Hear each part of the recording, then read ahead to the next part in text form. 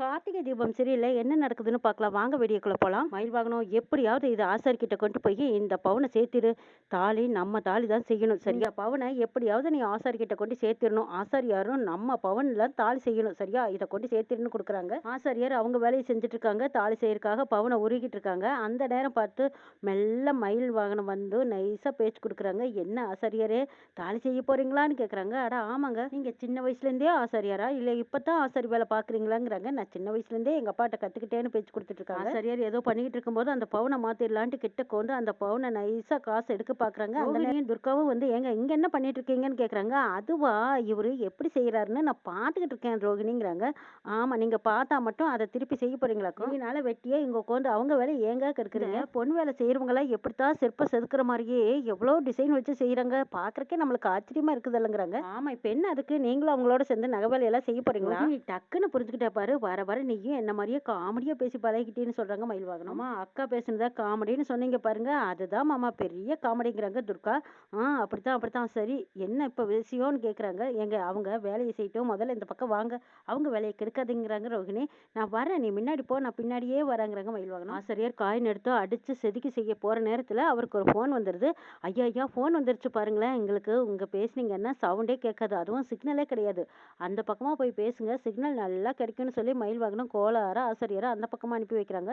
அவங்க போன நேரம் பார்த்து பாட்டி கொடுத்த காயின் எடுத்து மாத்தி வச்சிடுறாங்க மயில் வாகனம். ஆசிரியர் வரதுக்குள்ளேயே மயில் வாகனம் காயினை மாத்தி வச்சிடுறாங்க. அப்பாடா, பாட்டி கொடுத்த தங்கத்தை மாத்தி வச்சாச்சு, இனிமே எந்த கவலையும் இல்லைன்னு நிம்மதி பெருமிச்சு விடுறாங்க. அண்ணே, பேசிட்டு வந்துட்டீங்களா? சரி, பார்த்து சிறப்பா நிதானமா தாலியை செய்யுங்க, நான் வரேன்ட்டு போறாங்க மயில் வாகனம். சரிங்க, அதெல்லாம் என்னோட தொழில், நான் பார்த்து பத்திரமா நல்லபடியா செஞ்சு கொடுத்துடுவேன்னு அவங்க வேலையை ஆரம்பிச்சிட்டு இருக்காங்க ஆசிரியர். மயில் வாகனம் போனதும் ராஜாவை தனியா கூட்டிட்டு வந்து இந்தாங்க மாமா காயின் கொடுக்குறாங்க.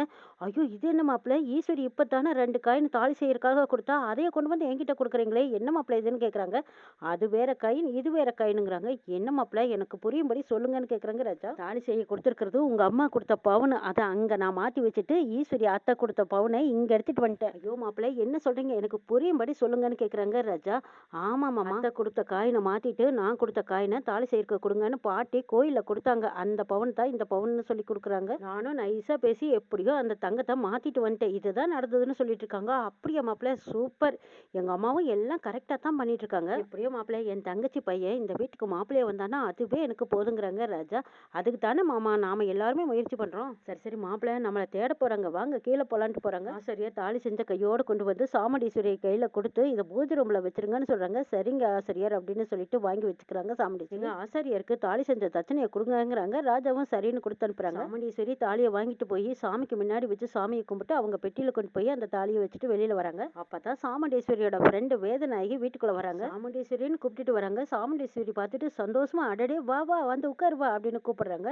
அங்க இருந்த எல்லாத்துக்கிட்டையும் அறிமுகப்படுத்துறாங்க. இவ என்னோட பெஸ்ட் ஃப்ரெண்டு, பிசினஸ்னு எந்த நேரமும் ஓடிக்கிட்டே இருப்பா, இவளை பாக்குறதே அபூர்வம். இப்படி வேதநாயகி பத்தி சொல்லிட்டு இருக்கும்போது எப்போது நிறுத்து, இப்படியே சொன்னீங்கன்னா எல்லாரும் பயந்துட்டு போறாங்கிறாங்க. ஏய், உண்மையை தாண்டி சொல்றேங்கிறாங்க சாமுண்டீஸ்வரி. வேதநாயகி, நீ வந்ததே எனக்கு ஆச்சரியமா இருக்கு, என் பொண்ணோட கல்யாணத்துக்கு பத்திரிக்கை வச்சா நீ வருவியோ வரமாட்டியோன்னு எனக்கு சந்தேகமாவே இருந்ததுங்கிறாங்க. இப்படி திடீர்னு வந்து ஷாக் கொடுக்குறியேங்கிறாங்க சாமுண்டீஸ்வரி.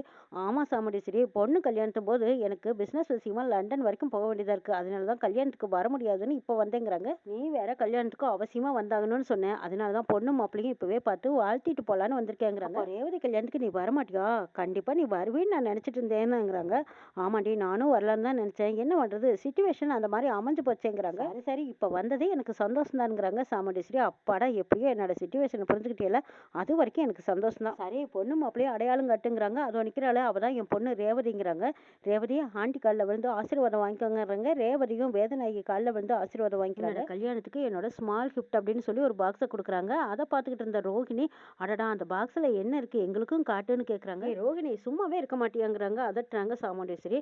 அம்மா, ஆண்டியே சொல்லிட்டாங்கல்ல பிரிச்சு பார்க்க சொல்லி, அது என்னன்னு எங்களுக்கும் காட்டுங்கிறாங்க. பொண்ணுங்க ஆசைப்படுறாங்கல்ல, பிரிச்சு கட்டிருங்கன்னு சொல்றாங்க வேதநாயகி. ரேவதி அந்த பாக்ஸை ஓபன் பண்ணி காட்டுறாங்க. எல்லாரும் வாயை பிளந்துக்கிட்டு பாக்குறாங்க. அதே அப்பா கிஃப்ட்னு சொல்லிட்டு வைர நெக்லஸை கிஃப்டா கொடுத்துருக்கீங்கன்னு கேக்குறாங்க சுவாதி.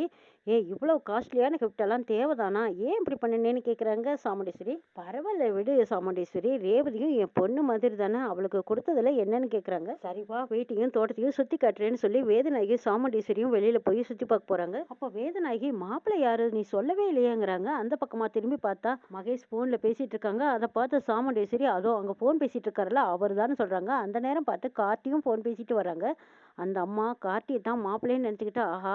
ஆள் பார்க்கறக்கு அம்சமா, அழகா நல்லாத்தான் இருக்காரு. ரேவதிக்கு ஏத்த ஜோடியா சூப்பரா இருக்காருன்னு சொல்லிட்டு போறாங்க வேதநாயகி. மாயா மகேஷ் கிட்ட ஓடி வராங்க. அப்ப கார்த்தி அவங்க கவனிக்கவே இல்ல. கார்த்தி திரும்பி பார்க்கறாங்க. என்னடா அது இவ்வளவு அவசரமா வந்திருக்காங்களேன்னு பார்க்கறாங்க. அப்ப மாயா வந்ததும் மகேஷ் கிட்ட, டேய் ரேவதியோட அம்மா ஃப்ரெண்டு ரேவதிக்கு ஒரு வைர நெக்லஸ் கிஃப்டா கொடுத்துருக்காங்க. அது அவ்வளோ சூப்பரா இருக்குன்னு சொல்றாங்க. கவலைப்படாத, கல்யாணம் முடிஞ்சதும் அந்த வைர நெக்லஸ் உன் கழுத்துக்கு தான் வரப்போகுதுங்கிறாங்க மகேஷ். இதை கேட்டு பூரிப்பும் சந்தோஷமா மகிழ்ச்சியா ரொம்ப பேராசையோடு இருக்காங்க மாயா. அங்க கார்த்தி வந்ததும், ஆமா இதெல்லாம் கல்யாணம் நடந்தா தானே, கல்யாணமே நடக்க போறது இல்லையே, அப்புறம் எப்படின்னு கேக்குறாங்க கார்த்தி. ஏய், எங்களை பத்தின உண்மை தெரிஞ்சிருந்தும் உன்னால எதுவும் செய்ய முடியல, இப்ப மட்டும் என்ன பெருசா செஞ்சு கிழிச்சிட போறேன்னு மாயா கேக்குறாங்க. அம்மா இப்படி வாய் சவால் வேணா விட்டுட்டு இருக்கலாம், ஆனா உன்னால எல்லாம் எதுவும் பண்ண முடியாது. பொறுமையா நிக்கிறாங்க கார்த்தி. இந்த பக்கமா மகேஷ், மாயா இவங்கிட்ட எல்லாம் என்ன வெட்டி பேச்சு, வா போலாம் அப்படின்னு சொல்லி கூட்டிட்டு போறாங்க. அவங்க கார்த்தியை பார்த்து வெட்டுறப்ப இழுத்துக்கிட்டு போறாங்க. மாயா வந்ததும் ரேவதியா அந்த நெக்லஸை போட்டு காட்டுன்னு சொல்றாங்க. ஐயோ இப்ப எதுக்குக்கா மறுபடியும் போட்டா போதுங்கிறாங்க. அட இல்ல, அது எவ்வளவு காஸ்ட்லியான நெக்லஸ், ஒரே ஒரு தடவை போட்டு தான் காட்டு அக்கா. எந்த ஒரு பொருளையும் அளவுக்கு மீறி பெருசா நினைக்க கூடாது. கிஃப்டா கொடுத்தா அந்த ஆண்டியோட மனசை தான் நான் பெருசா நினைக்கிறேன். இதுக்கு மேல விட்டா ரேவதியை மாயா காலி பண்ணிட்டு போல. அந்த நேரம் பார்த்து சுவாதிக்கு போன் வருது. இந்த பக்கமா துர்காவுக்கும் போன் வருது. ரேவதி உனக்கு தான் போகணுங்கிறாங்க. ரேவதியும் அங்கிருந்து போயிடுறாங்க. அப்புறம் மாயாவும் மகேஷும் ஒருத்தருக்கு ஒருத்தர் பாத்துக்கிறாங்க. அந்த நெக்லஸ் பாக்ஸும் அதே இடத்துல இருக்கு. இப்படி வாயே உன்கிட்ட கொஞ்சம் பேசணும் அப்படின்னு மாயா மகேஷ் 2 பேரும் தனியா போய் பேசிட்டு இருக்காங்க. மாயா, இதுக்கு மேல ரேவதியை கம்பல் பண்ணாத, அவ உன்னை தப்பா எடுத்துக்க போறான்னு 2 பேரும் பேசிட்டு இருக்கும்போது அவங்க பேசிட்டு இருக்கிறத கார்த்தி பார்த்துடுறாங்க. எல்லாரும் வரதுக்குள்ளேயே சோபாவில் இருக்கிற அந்த தலகாடிக்கு பின்னாடி அந்த பாக்ஸ் எடுத்து மறைச்சு வச்சிடுறாங்க கார்த்தி. ரேவதி ரோகிணி பேசி முடிச்சுட்டு வராங்க. வந்து பார்க்கும்போது நகை பாக்ஸை காணா. என்னது இங்க தானே வச்சுட்டு போனோம், எங்க காணான்னு தேடுறாங்க. இவங்க எல்லாம் பேசிட்டு இருக்கிறத கேட்டுட்டு இருந்த அந்த பக்கமா மாயா மகேஷ் 2 பேரும் என்ன சத்தமா இருக்குன்னு உள்ள வராங்க. நல்லா பாரு, இங்கதான் எங்காவது இருக்கும் அப்படின்னா எல்லாரும் அலறி அடிச்சு அங்கங்க தேடிக்கிட்டு இருக்காங்க. அப்ப மாயா வந்தது ஏதோ அவங்க பொருள் போன மாதிரி. என்ன ரேவதி இவ்வளவு கேர்லெஸ்ஸாவே இருப்ப, அந்த வைர நெக்லஸ் எவ்வளவு லட்சக்கணக்கில் இருக்குன்னு தெரியுமா, அத சாதாரணமா காணான்னு சொல்லிட்டு இருக்க, பொறுப்பா இருக்க வேண்டாமா, என்கிட்ட கொடுத்திருந்தா கூட நான் பத்திரமா வச்சிருந்திருப்பேன். இப்ப தொலைச்சிட்டு நிக்கிறியே, பணம் காசோட அருமை உனக்கு தெரியுதா. மகேஷ் முடிஞ்ச வரைக்கும் மாயாவை அதட்டுறாங்க. ஐயோ அண்ணி எதுவும் பேசாதீங்க, கொஞ்சம் அமைதியா இருங்கன்னு சொல்லி பாக்குறாங்க. மாயா காது கொடுத்து கேக்குற மாதிரி இல்ல. அந்த மாதிரி வளர்ந்துருக்கேன்னு கோவமா பேசிட்டு இருக்கும்போது மகேஷ், இங்க பாரு மாயா, கொஞ்சம் கோவத்தை குறைச்சு பேசு. மாயா ஏதாவது தப்பா நினைச்சிட்டு போறா, பிரச்சனை பெருசாயிட்டு போகுதுங்கிறாங்க. எங்க எதுக்கு இப்ப கோவப்படுறீங்க, இங்கதானே எங்காவது இருக்கும் அப்படின்னு சொல்லிட்டு கார்த்தி மறைச்சு வச்ச அந்த இடத்துல இருந்து அந்த பெட்டியை எடுத்து கொடுக்குறாங்க. இது எப்படி இங்க வந்ததுன்னு கேக்குறாங்க ரேவதி. யாராவது எடுத்து மறைச்சு வச்சிருப்பாங்கன்னு சொல்றாங்க கார்த்தி. இந்த நெக்லஸ் காணாமனு தானே அவங்க கிட்ட கண்டபடி பேசிட்டு இருந்தீங்க. இந்த நெக்லஸ் எல்லாம் அவங்க வசதிக்கு, இதெல்லாம் ஒரு பெரிய விஷயமே கிடையாது. தேவையில்லாம எதுக்கு அவங்களை இப்படி சத்தம் போட்டுட்டு இருக்கிறீங்க. நீங்க ஒரு ஏழ்மையான குடும்பம்னு தெரிஞ்சிருந்தும் அவங்க பொண்ணு உங்களுக்கு கொடுக்கறதுக்கு முன் வந்தாங்கல்ல. உங்க பணம் காசை பார்த்தா அவங்க பொண்ணு கொடுக்க வந்தாங்க. ஏன் இப்படி அவசரப்பட்டு வார்த்தைகளை விடுறீங்க, ஏன் இப்படி எல்லாம் பேசுறீங்கன்னு கேக்குறாங்க கார்த்தி. ஆஹா, அவசரப்பட்டு வார்த்தையை விட்டு இந்த டிரைவர் கிட்ட இப்படி மாட்டிக்கிட்டோம். டிரைவர் பையன் எல்லாத்துக்கிட்டும் நம்மளை போட்டு கொடுத்துருவான் போல இருக்கேன்னு நினைக்கிறாங்க மாயா. நகையை பார்க்கறதுக்கு முன்னாடி வேற மாதிரி பேசுனீங்க, நகையை பார்த்ததுக்கு அப்புறமா வேற மாதிரி பேசுறீங்க. ஆமா, நகையை காணானதும் ரேவதியை இந்த அதட்டுறீங்க. இது ஒன்றும் உங்க நகை கிடையாது, ரேவதியோட நகை தானே. அதுக்கு ஏன் நீங்க இவ்வளவு கோவமா ரேவதியை பேசுறீங்கன்னு கேக்குறாங்க கார்த்தி. அப்போ இதுதான் உங்க உண்மையான கேரக்டரான்னு கேக்குறாங்க. ஆஹா, அப்படியெல்லாம் இல்லைங்கிறாங்க மாயா. அப்ப இவ்வளவு நாளா பம்மி ஒன்னும் தெரியாத மாதிரி நடிச்சிட்டு இருந்தீங்கல்ல. ரேவதி நீ தப்பா நினைச்சுக்காத, இவர் சொல்ற மாதிரி எல்லாம் நான் இல்லைங்கிறாங்க மாயா. ரேவதி மூஞ்சி கொடுத்து பேச விருப்பம் இல்லாம அங்கிருந்து போயிடுறாங்க. மகேஷ், நீ போய் ரேவதி கிட்ட பேசுன்னு கஞ்சாட பண்றாங்க மாயா. சரின்ட்டு போறாங்க மகேஷ். இவங்க 2 பேரும் ஜாட பண்ணிட்டு இருக்கிறத கார்த்தியும் கவனிச்சுட்டு தான் இருக்காங்க. ரேவதி கோவமா ரூமுக்குள்ள போயிடுறாங்க. பின்னாடியே மகேஷ் போய், அண்ணி இப்படி பேசுவாங்கன்னு நான் நினைச்சு பார்க்கல, அண்ணி பேசுறதா நீ பெருசா எடுத்துக்காதீங்கிறாங்க மகேஷ். சின்ன வயசுல இருந்தே அண்ணி கஷ்டப்பட்டு வளர்ந்தவங்க, அதான் நகையை காணணும் கொஞ்சம் இமோஷனலா பேசிட்டாங்க. மற்றபடி அவங்க நகை பணம் காசுக்கெல்லாம் ஆசைப்படுறவங்க இல்ல. நீ ஒண்ணு அவங்கள தப்பா எடுத்துக்காத மகேஷ். நீங்க ஒண்ணு நல்லா புரிஞ்சுக்கோங்க, நகை பணம் காசெல்லாம் இன்னைக்கு வரும் நாளைக்கு போகும்.